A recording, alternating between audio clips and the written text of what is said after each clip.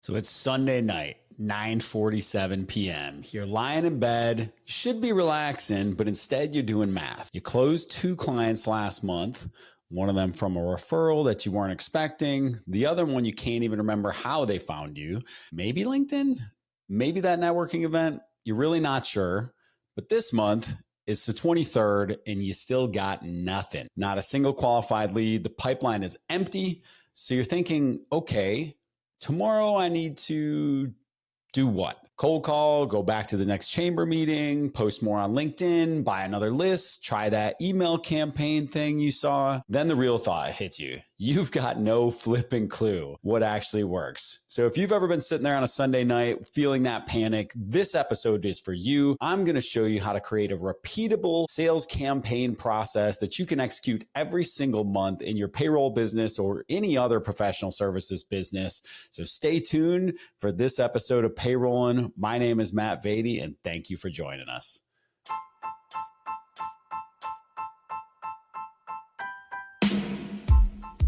Welcome to Payrollin, the show where you will learn how to operate and grow your payroll business from the most dynamic minds in the business. If your company offers payroll services, this is the podcast for you. And now, here's your host, Matt Vaadi. Let's go.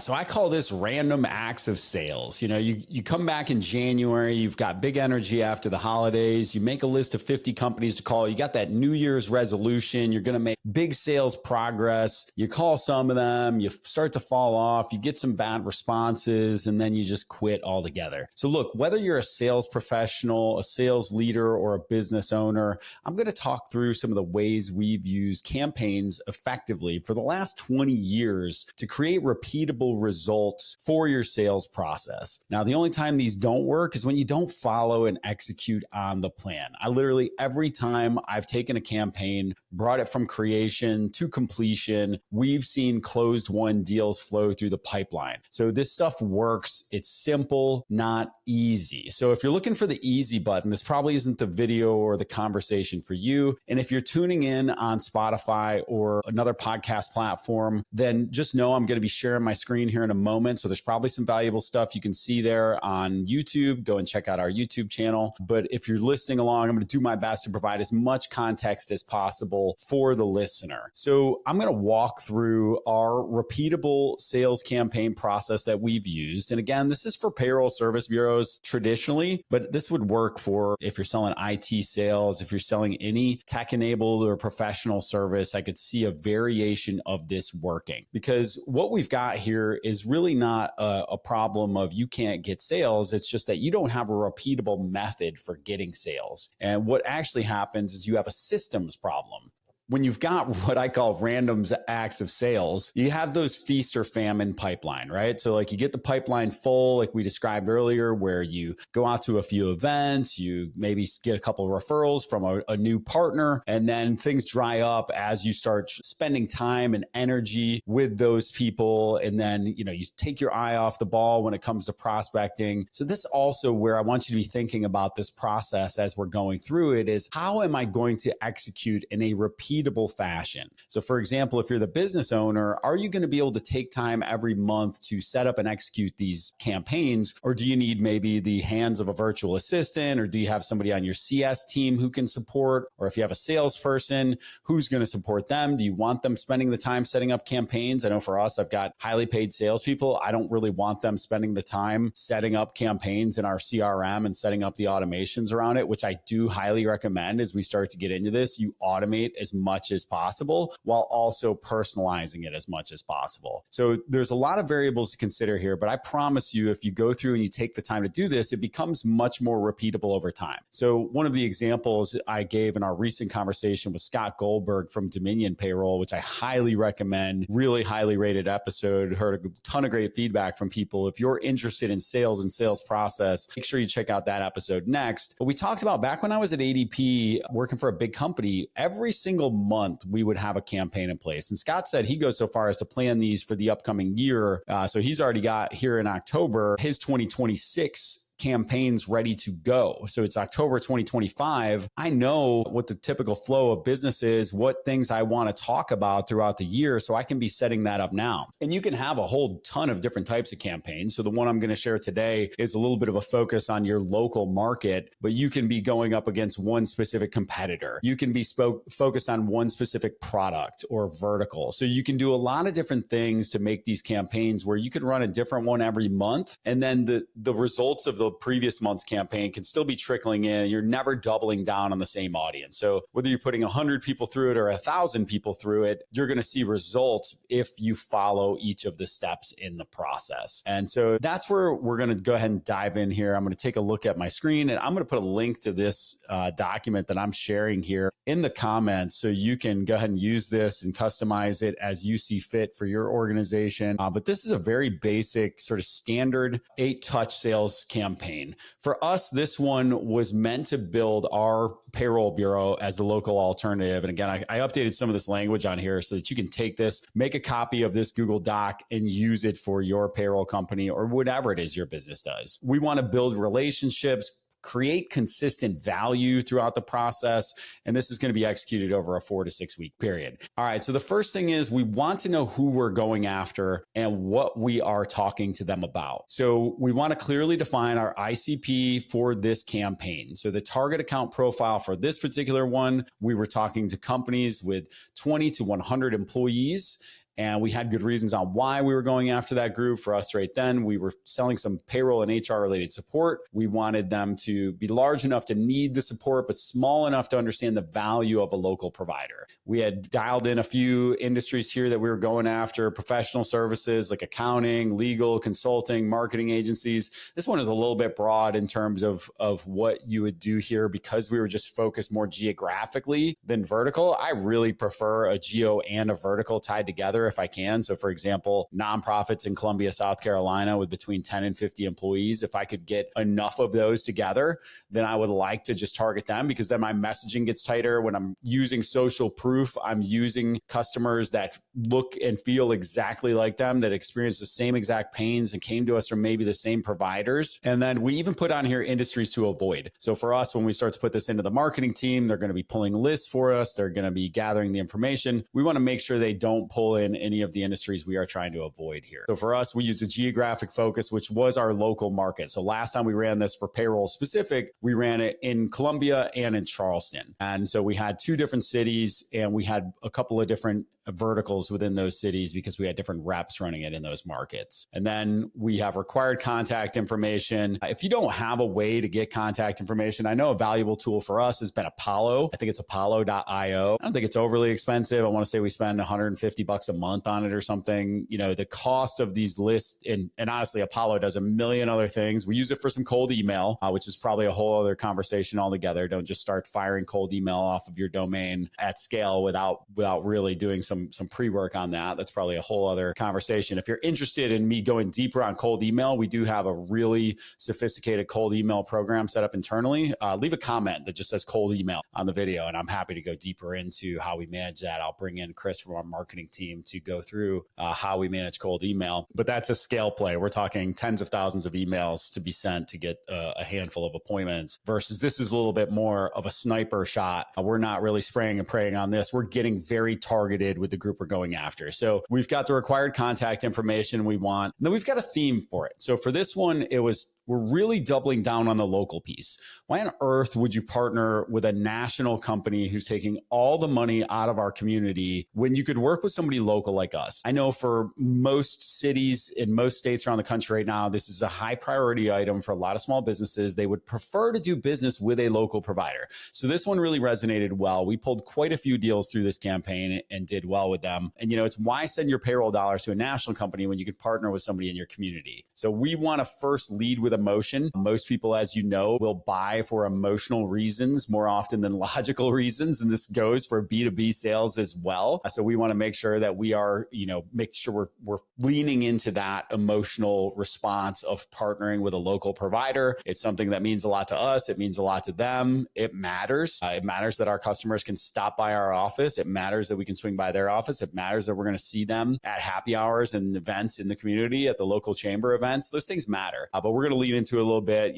from the FOMO perspective, the frustration of calling a 1-800 number and dealing with a national provider. And then we've got a list of key differentiators we want to emphasize during the campaign as well. So what are the things that we know when we're going head to head with ADP, Paychex, Paycom, Paylocity, we're going to bring to the table to make sure that we differentiate. So again, if I'm planning this campaign, let's take a step back. I want to have a plan. I don't want to have random acts of sales. I don't want to cold call somebody and then field objections on the fly. I want to field objections up front. One of the best things we can do in our copywriting and in our sales campaigns, whether that's written or verbal, is to overcome an objection before it happens. I always like to use, one of the greatest pieces of copywriting you'll ever see is lose 10 pounds in 30 days without giving up pizza.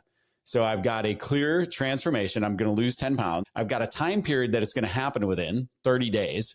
And then I've overcome my biggest objection. And that's that I'm going to have to give up the foods that I love. So anytime we can overcome objections with our copy or proactively with our marketing, we want to do that. It's a great way to go ahead and create trust and just overcome that first hurdle in their mind about making that next move to you. So for us, it is almost always responsiveness. People think in terms of, hey, if I'm going to call a 1-800 number, I'm always going to get somebody. So they'll never come out and say this, but they're thinking in their head, like, yeah, that 1-800 number, while it's awful, it creates some security. I know that person's always there. If I'm calling your little tiny office, am I going to be able to get somebody? Well, you've got to have some data around how quick you respond and what your support metrics are so that you can back that up. And there's a bunch of other things. If you're reading the screen, going through your community investment, your social proof, your scalability, and then maybe, we've got listed on here some David versus Goliath style positioning of being the scrappy local player and the stuff we're willing to do that doesn't scale, that the big companies can't do. So you really want to make sure, again, so we've got a clear audience, what our message is to them, and then we can start to get into what do the plan assets look like for the campaign. So we're going to want to touch these folks at least 8 times over the period of that 4 to 6 weeks. And, there's a ton of graphics. You've all seen them when you're reading about sales, 75% of the sales happen after the 10th touch or whatever. And I think those,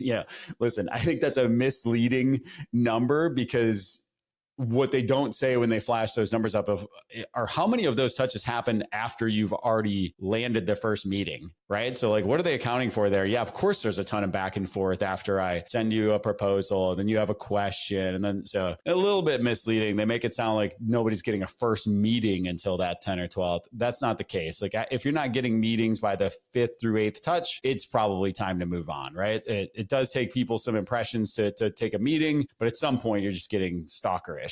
So we want to make sure we are being conscious of both the person we're trying to communicate with and the fact that there's so much coming at people that it is hard to cut through the noise. And so we want to make sure we do that in a handful of ways, which is why I like to have my campaign segmented into multiple different phases: physical, via phone, in person, and electronic touches. So if you can do all 4, so send something to their office or swing by their office for higher dollar volume accounts. So if you're somebody that sells up market, again, going back to my national days, I sold anywhere from 50 to 1,000 employees, depending on the period of time I was there. When we started getting into the bigger, higher dollar volume accounts, I would show up in person and drop some stuff off and just say, hey, look, I'm not here to ask for a meeting or anything. If they're here, I'd love to hand it to them in person, but I just want to leave this and make sure they know I stopped by. I would not press for the, like the small business services. If it's 5 employees and the owner is sitting in the first office when you walk in the door, then you might press for a meeting. If there are 150 employees and the CEO is a real CEO, no disrespect to the CEOs like me of small businesses, but I don't really consider myself to be much of a CEO compared to somebody that's running, a $50 million company. So I would be a little bit more respectful of their time and make sure they know, hey, I just want them to know I took the effort and the energy to show up out here at the door so that when I call, they understand like, oh, that's the dude that stopped by my office the other day. It's the act, not necessarily the reward of the act that I'm after. But in this example, we're sending a direct mail package. We like to send physical mail in some of these things because it just cuts through the noise, and especially if you can personalize it. So for this one, we were using mail merged letters. So our CRM allows us to, have a typed letter that had some value-based stuff in it. We were in this one, if I recall correctly, we had a QR code to our 42 free HR templates. So we were taking it from physical to digital. A big thing that we tried to do was we hand wrote their name and address on the outside of the envelope so that it got through to them. Because oftentimes, so we could have used a mass mailer for this, or even just typed mail merged all the envelopes. Even that alone, that little act is going to increase your conversion percentage. And when you're talking about 100 envelopes, adding the handwritten on the outside, what are you talking about? An hour maybe? And again, it's like if you've got staff on site, you got an intern or somebody on CS, you can do it between calls. Like there's ways to get this done effectively and then put real stamps on it so that you're going to get a better open rate there. So that was our first touch in this campaign. And, listen, now here's where I'm going to put a little bit of caveat in my own campaign here. I got my mind blown a little bit by Jeb Blunt at the last IPPA conference when he said, hey, the first touch in every one of our campaigns is a phone call. Because if they answer the phone on the first call and they tell us yes or no, why would we take any of the other steps? And dang, right? Like, what? How can you disagree with that? If the first step is a phone call, they pick it up and they say, that sounds great. I'd love to meet with you. Now I've wasted a bunch of time putting together all these letters. So there's something else to think through in terms of what your first step should be. I traditionally have operated under the let's soften the beaches, then make the phone call. So there's going to be a letter, email, whatever before the phone call. That way they're expecting it, whereas a straight up cold call, the counter argument to Jeb's point would be, yeah, well, I mean, it's a cold call. They're not expecting it all. You haven't earned anything. You've just come at them with a cold call. Your likelihood of getting a no is much higher. My likelihood of getting a yes is going to be a little bit higher here because I've taken the time to, again, soften the beaches, make them aware that I'm calling. I've effectively warmed it up. And that's always been my thing is how warm can I get a call before I make it without necessarily having to know the individual? And sometimes even this, by the time I get to step 3, 4 in this campaign, I'm looking them up on LinkedIn. I'm name dropping shared connections. I reach out to people that may know them and ask if they'll make an intro. So it depends again on the value of the account and how much time and energy you want to spend on it. But you definitely do not want to run campaigns like this for your smallest accounts. Run them for the highest order accounts you can, because why wouldn't you? First of all, the data may be wrong in the system, or you might have some bad profiling data. So if I think I'm reaching out to a 50 employee company and it turns out they only have 5 people, all right, well, if they meet, great, that's wonderful. If they don't, also wonderful. And now I've got better data, which is a really important point. If I forget to make it later, is get something out of every call, every interaction that you have along the path of this campaign, whether that's simply updating your CRM with the accurate provider, accurate headcount, any information you can get. We've got a golden circle of information we try to get over here on every call. And I think it's later on down in this campaign guide. So we'll get to it when we get there. If not, it's in the sales playbook that I shared, which will also be available on the Payrollin page. So if you're looking for that, go to the payrollinpodcast.com and check that out. I talk to founders in the payroll, HR, and accounting industry every single day. And they all tell me they need more of one thing. It's not more money. It's not more AI tools. It's more time. How do I get more time? Well, I hired a virtual assistant through OutsourceScale.com that helps me manage my inbox, manage my calendar, handles administrative tasks for me, helps support my marketing efforts, and much, much more. The cool thing about OutsourceScale is that they actually train the virtual assistants on the latest and greatest AI tools to make sure that they can't only do that administrative work for you that you need to get off your plate, but they're doing it in the most efficient and effective ways possible. I've been so happy with my assistant from OutsourceScale that I've actually added multiple other teammates to our other companies through them. Their pricing starts at only $7.99 a month, and they make it super easy to get a new teammate onboarded and part of your team very quickly. Check them out today at OutsourceScale.com.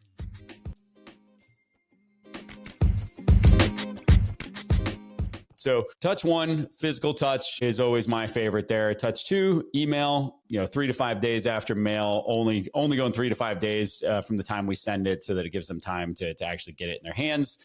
Did you receive the package I sent? I put some sample copy in here. Use copy that makes sense for you. But I will say a couple of things. I've always, whether it's a cold call, cold email, anything cold, I'm trying to do a couple things. I'm trying to create the obvious understanding that I can solve a business problem that you might have right now. And I've done it for people exactly like you. So for example, on a cold cold call. I've opened nearly every cold call I've ever made the same way ever since Tom McFatter taught me in 2005. Like, hey, this is Matt from Guru calling. I work with companies like ABC and XYZ, helping them to solve problem ABC and XYZ. I'd love to see if we could get some time on the calendar to see if we can help you solve those same problems. And just get it out there, give them the opportunity to object, give them the opportunity, because overcoming objections is where all the money's made, right? Like nobody just says, oh man, that sounds great. I loved your cold call opening. I'm so happy to sit down and meet with you. That crap doesn't happen, dude. You've got to give them time. Again, that's on the phone. You maybe give a little bit more context in an email, but the longer I'm in the game as an executive on the other side of receiving things, I can tell you that brevity is king. Nobody is reading your long emails. You can simply understand this by checking every response you get from an executive. Is it long? No, it's typically incredibly brief. So why would you communicate in a fashion that they don't communicate? Most responses I get or give from executives are, okay, this sounds great. And hey, here are the 3 bullets of things I'm concerned about. Like, net it out, make it as clear and obvious what you're asking for, and try to provide some value, especially on this first touch, right? If you have that thing that's going to provide value, then make sure you bring it out. All right. So in this example, we're going into touch 3, LinkedIn connection requests 1 week after the original mail. And again, like almost every CRM has a way to set this up in it. So we use Zoho CRM. Zoho CRM is a little bit clunkier than most in terms of like using their blueprint feature for this. Their blueprint can only have so many actions. This is one of the things I hate about it. We'll often use our other CRM, High Level, that we get through our marketing agency, Underdog Digital, to manage these things because it is much better at it. It has a lot more automation on it. And even going back to Apollo, if you're going to go down the Apollo trail, one of my only regrets about you just heard our tech stack there. We've got Zoho CRM, High Level CRM, Apollo. We've got far too many tools for the job, but they each serve a purpose and they each do their thing. And we've tried multiple times to merge them together. And I'm looking for, if you know a CRM just guru, no pun intended, who just has all the best automation set up at their company and they're doing it at scale and they're doing it wonderfully, I'd love to have them as a guest on the pod as a side note. So drop me a note if you have somebody you think would be a good fit for that. I'd love to talk to them. All right. So touch 3, LinkedIn connection request. Actually, I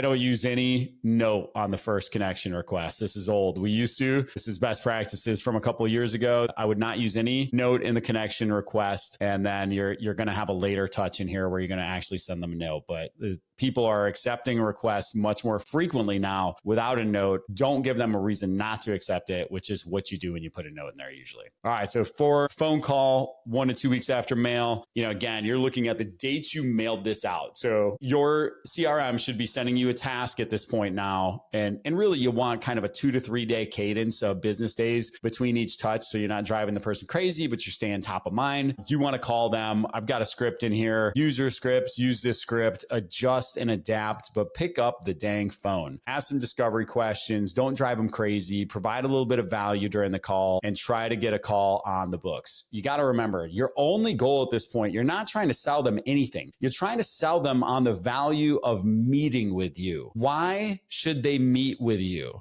Let me just hold on, stop.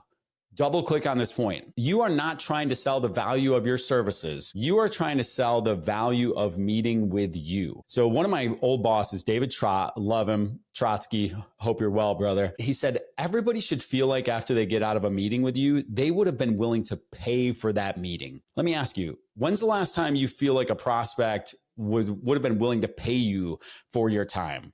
Or did you just sit in there the whole time trying to pitch them and trying to do discovery questions and then give them nothing back in return, right? Like we're all guilty of doing a bunch of discovery and then providing no value at the end. Like I want to come in backed with resources, backed with things I can give them. We just had a prospect call yesterday. He had a simple W-2 versus 1099 question. I was like, dude, let's have a call outside of the sales process where we just talk about your W-2 versus 1099 guy. Like in 15 minutes, I can talk you through whether that person should be a W-2 or a 1099. I've seen enough of them. So think value first, but more importantly, you're only always selling the next step of the process. So here we're just trying to sell that first appointment. All right. So we've got past, I've got some overcoming objections things in here. I've got some discovery questions in here. I've got some voice, man, don't sleep on voicemails. You know how few people leave me voicemails nowadays? Like I remember everybody that leaves me a voicemail because I just don't get that many of them. I get more and more sales calls. I feel like people are listening to this podcast where I'm complaining about I'm not complaining, but I'm saying not enough people pick up the phone. And then lately I have got a ton of sales calls, but they're not very good. They're typically operating under some fake guise of like acting like they know me or whatever. And they're not tied to anything else. They're just completely cold. I'm not seeing the mailer. I'm not seeing the email. I'm not getting the LinkedIn connection request. Like I tell you, if you send me a piece of mail, send me a LinkedIn connection request, an email, and called me, I'm going to at least give you a minute on the phone, dude. Like you've worked your tail off. That's a lot of work. And now touch number 5 in this campaign, we went with a video email. Now it's interesting because we started with custom videos for every single person. And then we realized what a total nightmare that was going to be. And we just created one and we linked to it in each of the same video in each of the emails. And so it saved us a little bit of time. We could see the views on it by using Loom. We could see people were clicking on the video. Obviously, out of 100 people that you run through the campaign, you're not going to get 99 clicks on it, but you're going to get some. And so make sure you have a good, video sales letter. I would say an easy way to create this would be to search video sales letter template and then say, hey, I'm trying to cover a 69, this is where you want to use ChatGPT or Claude to help you just develop an outline, not necessarily the copy, but I'm recording a 60-second video sales letter that's going to go in an email to a prospect. Here's the rest of the campaign that I put together. Help me write the outline for this. Because in 60 seconds, you got to be concise, you got to be at the point, and you got to be scientific with what you're saying. Don't just say stuff just to say stuff because you think it's good. Video sales letters, man, don't sleep on video sales letters, y'all. Again, probably another episode that needs to be done, but video sales letters are a fantastic way to create value for people, but also lead them directly towards what you do as a solution for that problem that they may have. So as we go forward, we're going into a phone call next, we're going into another email, and then we're finishing up with a final phone call. So I think the biggest point here that you can see is the persistence that it takes, the tools of tracking it, and just the organization. But once you get this down, this first one's going to take you 4 to 8 hours to get it set up from an administrative perspective. It's going to take some time and energy to get it set up. But then once you go from there, now your CRM, you're going to be able to copy that campaign and just make updates to the scripts and the emails. You're going to be able to, put on repeat. It's going to be clunky the first time you try to do a mail merge, but then the next time you've got an SOP, maybe you recorded a Loom of you doing it. You can give it to your offshore assistant. Like you've got the chassis built to repeat this thing over and over and over. And that's where it really starts to pay dividends. So this again is not for the weak and not for the individual who needs quick sales tomorrow. This is for the company that's trying to build a predictable sales machine where you can make sure that you can track things over time. And then you can start to find all of the areas where these things are winning. So now I start to get metrics based. I have open rates for each of these emails. I know if the subject lines are working. I know which ones are not. I know if people are referencing the direct mail when I talk to them. I can put notes in there. I can understand what the value is of that part of the process or whether or not anybody's touched it at all. So tracking and optimization is very, very important. You've got to make sure that you know what's working and what's not working. And as you start to scale these, you can then layer in some paid ads over top of it because now you're going to start to you can drive people to links with pixels on them where you start to retarget them after they click the link. And if I'm running these campaigns every month for 12 months and I'm sending people to specific links, then I've got a great retargeted audience that obviously showed some interest because they clicked on that link. So paying to retarget that audience is a wonderful, wonderful use and investment of time, money, and resources. So I hope this was a helpful episode. But like I said, the first one's going to be really hard. It's going to take some time. You're going to build this campaign from scratch. But by campaign number 2 and 3, now you're just copy and pasting and it becomes part of your normal cadence. And so take some time and get rid of these random acts of sales, create a repeatable sales machine for your business and see what happens to take things to the next level. If you enjoyed this conversation today, please make sure you subscribe, hit the like. I know it's super cheesy. I don't want to ask for it, but we've been watching the subscriber count grow steadily this year. So super grateful for that and appreciate you sharing some of your time with me today. Have a blessed day. If you enjoyed that episode, please share it with someone else you know who might enjoy it and learn from this. And also, please rate us 5 stars on your favorite podcast player. We really appreciate you taking the time to listen. And also, don't hesitate to reach out with other topics you'd like to hear more about. Thanks so much.